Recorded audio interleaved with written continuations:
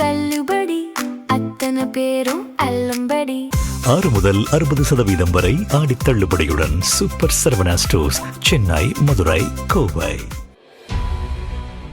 தாவேக கூட்டணியில் விரிசல். இடதுசாரிகள் எடுத்த அதிரடி முடிவு.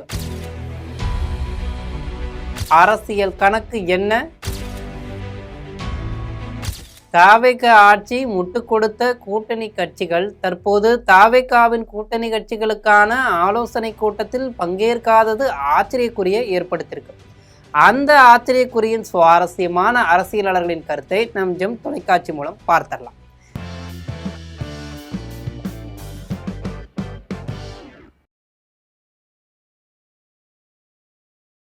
சென்னையில் தமிழக வெற்றி கழக அரசின் கூட்டணி கட்சிகளுக்கான முதல் முக்கிய ஆலோசனை கூட்டம் இன்று நடைபெற்றது.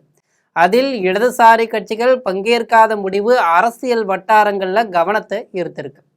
அதே நேரத்தில் கூட்டணியில் உள்ள பிற முக்கிய கட்சிகள் கூட்டத்தில் பங்கேற்பதை உறுதி செய்தனர். 2026 சட்டப்பேரவை தேர்தலில் தாவேக 108 தொகுதிகளில் வெற்றி பெற்று மாநிலத்தின் மிகப்பெரிய கட்சியாக உருவெடுத்தது. இருப்பினும் தொங்கு சட்டசபை நிலவியது. இந்த தொங்கு சட்டசபையால் ஆட்சி அமைக்க முடியாமல் 5 நாள் முகம் தொங்கிக் கொண்டிருந்த நிலையில் தனி பெரும்பான்மைக்கு தேவையான எண்ணிக்கையை எட்டாததால் திமுகவின் கூட்டணி கட்சிகளான காங்கிரஸ், விடுதலை சிறுத்தைகள் கட்சி, இந்திய கம்யூனிஸ்ட் கட்சி, மார்க்சிஸ்ட் கம்யூனிஸ்ட் கட்சி மற்றும் இந்தியன் யூனியன் முஸ்லீம் லீக் உள்ளிட்ட கட்சிகள் திமுகவுக்கு நம்பிக்கை துரோகம் செய்துவிட்டு தாவேகாவுக்கு கரம் நீட்டி தாவேக ஆட்சியை நிலைநிறுத்தினார்கள். அதற்கு கூட்டணி கட்சிகளும் அமைச்சர் பதவியை பெற்றுவிட்டனர். விசிகாவின் தலைவர் திருமாவளவன் கருத்து இதிலும் மாறுபட்டவை. சாப்பாட்டை தாவேகாவில் சாப்பிடுவாராம், தண்ணீரை திமுகவில் குடிப்பாராம். என்ன ஒரு வேடிக்கையான விஷயம்! அதற்கு ஒரு உதாரணத்தை பார்த்துடலாம்.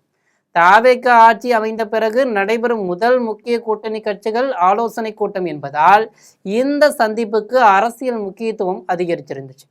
கூட்டணி கட்சி தலைவர்களை நேரில் சந்தித்து அழைப்புதலும் வழங்கும் பணியில் அமைச்சர்கள் மும்முரமாக ஈடுபட்டும் இருந்தார்கள்.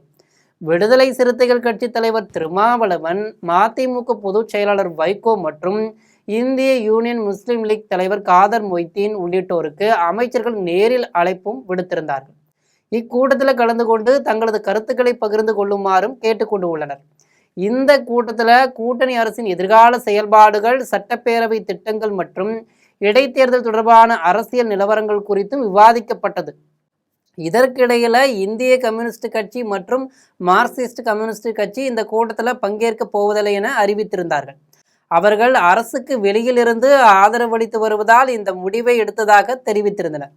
இருப்பினும் முதல்வர் விஜயை தனியாக சந்தித்து ஆலோசனை நடத்த தயாராக இருப்பதாகவும் அரசுக்கு தங்களது ஆதரவு தொடரும் என்றும் விளக்கம் அளித்திருந்தார்.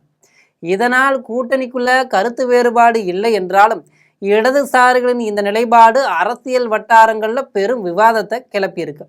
ஆக இடதுசாரிகள் அந்த பக்கமும் தலையாட்டாம இந்த பக்கமும் தலையாட்டாம தலையை எவ்வளவு காலம் நேராகவும் நடுநிலைத்தன்மையுடன் வைத்திருப்பார்கள் என்பதை பொறுத்திருந்து பார்க்கலாம் என்கிறார்கள் அரசியல் சாணக்கியர்கள். ஆக இடதுசாரிகள் எடுத்திருக்கும் இந்த முடிவிற்கு உங்களது கருத்து என்ன என்பதை கமெண்ட்ல போட்டு போங்க. இது போன்ற அரசியல் செய்திகளை உடனுக்குடன் தெரிந்து கொள்ள ஜெம் தொலைக்காட்சியுடன் எப்போதும் இணைப்பில் இருங்கள். நன்றி, வணக்கம்.